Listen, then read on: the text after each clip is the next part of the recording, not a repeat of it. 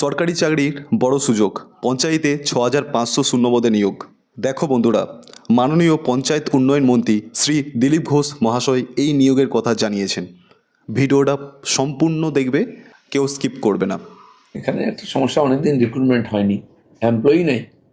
এমন পঞ্চায়েতে যেখানে কোনো অফিসার নেই কাজ করবে, প্ল্যানিং করার লোক নেই, এক্সিকিউশনের লোক নাই, তারপরে তো ফান্ডের প্রবলেম আছে।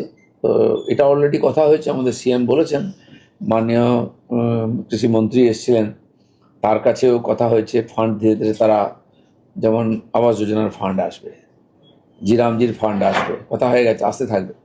তো সেই অনুযায়ী তার সঙ্গে রিক্রুটমেন্টও করতে হবে, ম্যান পাওয়ার নাহলে খরচা করবে কি। এটা আজকে সেক্রেটারি সাহেবের সঙ্গে কথা হলো।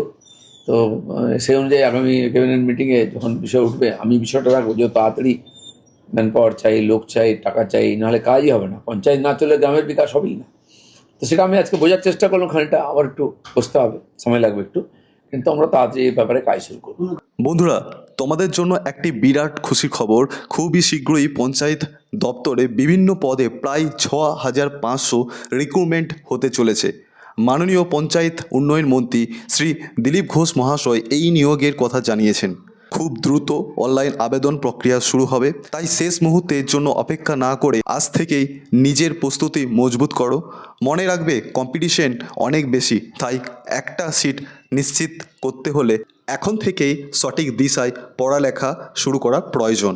এবং যাদের ইচ্ছা আছে আমার একটা সরকারি চাকরি প্রয়োজন, তারা সরাসরি আমাদের সাথে যোগাযোগ করো নিচে দেওয়া হোয়াটসঅ্যাপ নাম্বারে। আমরা তোমাকে সম্পূর্ণ গাইড করে দেব, যাতে তোমার সরকারি চাকরি নিশ্চিত হয়। তাই আর দেরি নয়, আজ থেকে শুরু হোক সাফল্যের লড়াই।